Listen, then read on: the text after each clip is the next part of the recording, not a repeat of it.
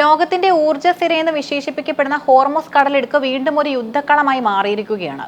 മുറുകുന്നതിനിടെ Hormuz കടലിടുക്കിന്റെ ഭാഗികമായ അടച്ചുപൂട്ടൽ ആഗോള വ്യാപാര ഭൂപടത്തിൽ വലിയ ചലനങ്ങളാണ് സൃഷ്ടിക്കുന്നത്. എന്നാൽ ഈ പ്രതിസന്ധിയെ അതിജീവിക്കാനായി സൗദി അറേബ്യയും UAEയും ചേർന്ന് പുതിയ പാതകൾ വെട്ടിത്തുറക്കുമ്പോൾ ഇന്ത്യ പോലുള്ള തന്ത്രപ്രധാന സുഹൃത്തുക്കൾക്ക് ഇറാൻ നൽകുന്ന സവിശേഷ പരിഗണന പശ്ചിമേഷ്യൻ നയതന്ത്രത്തിന്റെ പുതിയ മുഖം വെളിവാക്കുന്നു. ലോകത്ത് ഉൽപ്പാദിപ്പിക്കപ്പെടുന്ന ക്രൂഡ് ഓയിലിന്റെ മൂന്നിലൊന്നും കടന്നു പോകുന്നത് ഹോർമൂസ് കടലിടുക്ക് വഴിയാണ്. ഇറാനും ഒമാനും ഇടയിലുള്ള ഈ ഇടുങ്ങിയ ജലപാത അടയുന്നത് ആഗോള സമ്പദ് വ്യവസ്ഥയുടെ തകർച്ചയ്ക്ക് തുല്യമാണ്. ഫെബ്രുവരി അവസാനം മുതൽ ആരംഭിച്ച സൈനിക നീക്കങ്ങൾ ഈ പാതയെ സുരക്ഷിതമല്ലാതാക്കി മാറ്റി.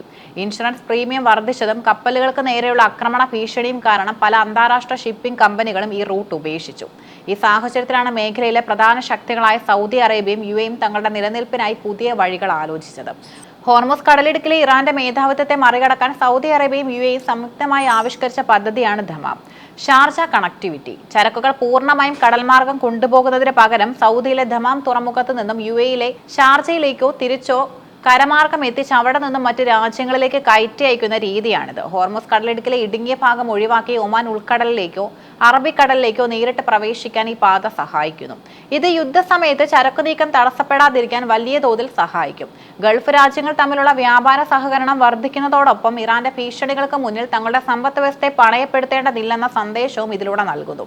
ആഗോളതലത്തിൽ പല രാജ്യങ്ങളും ഇറാനുമായി കൊമ്പ് കോർക്കുമ്പോഴും ഇന്ത്യയുമായുള്ള ബന്ധം തകർക്കാൻ ഇറാൻ ആഗ്രഹിക്കുന്നില്ല. ഇതിന്റെ തെളിവാണ് പാചകവാതവുമായി ഇന്ത്യയിലേക്ക് വരുന്ന ജംഗ് വസന്ത്, പൈൻ ഗ്യാസ് എന്നീ കപ്പലുകൾക്ക് ലഭിക്കുന്ന പ്രത്യേക അനുമതി. ഇന്ത്യയും ചൈനയും ഇറാനിൽ നിന്നും വലിയ തോതിൽ എണ്ണയും വാതകവും ഇറക്കുമതി ചെയ്യുന്ന രാജ്യങ്ങളാണ്. ഉപരോധങ്ങൾക്കിടയിലും തങ്ങളുടെ ഉൽപ്പന്നങ്ങൾ വിറ്റഴിക്കാൻ ഈ രാജ്യങ്ങൾ ഇറാനെ ആശ്രയിക്കുന്നു. ഇതിന്റെ ഫലമായാണ് ഇന്ത്യൻ കപ്പലുകൾക്ക് ഗ്രീൻ ചാനൽ അനുവദിച്ചിരിക്കുന്നത്. സാധാരണ ഈ കപ്പലുകൾ ഒമാൻ തീരത്തോട് ചേർന്നാണ് സഞ്ചരിക്കാറുള്ളത്. എന്നാൽ നിലവിലെ സാഹചര്യത്തിൽ ഇറാന്റെ നാവികസേനയുടെ നേരിട്ടുള്ള സുരക്ഷാ വലയത്തിലാണ് ഇന്ത്യൻ കപ്പലുകൾ.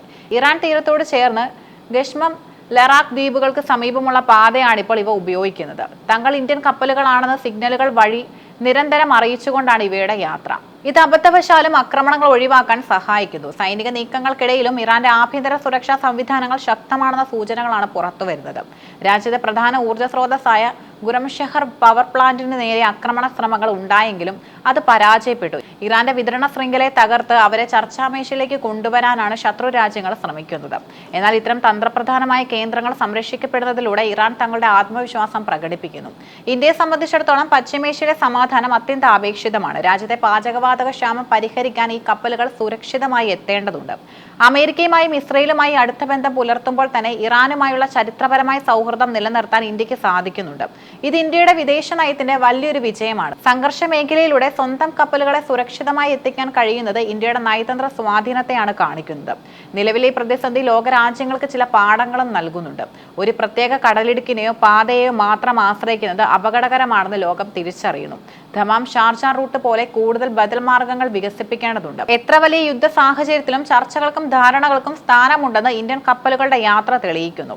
എണ്ണയ്ക്കും വാതകത്തിനുമായി ഒരു പ്രത്യേക മേഖലയെ മാത്രം ആശ്രയിക്കാതെ സൗരോർജ്ജം ഉൾപ്പെടെയുള്ള ബദൽ മാർഗങ്ങളിലേക്ക് മാറേണ്ടതിന്റെ പ്രാധാന്യവും ഈ യുദ്ധഭീതി ഓർമ്മിപ്പിക്കുന്നുണ്ട്.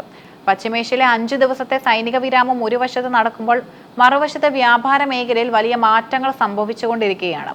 സൗദിയും UAEയും വെട്ടിത്തുറക്കുന്ന പുതിയ പാതകളും ഇറാന്റെ സുരക്ഷയിൽ നീങ്ങുന്ന ഇന്ത്യൻ കപ്പലുകളും വരാനിരിക്കുന്ന പുതിയ ലോകക്രമത്തിന്റെ സൂചനകളാണ് നൽകുന്നത്.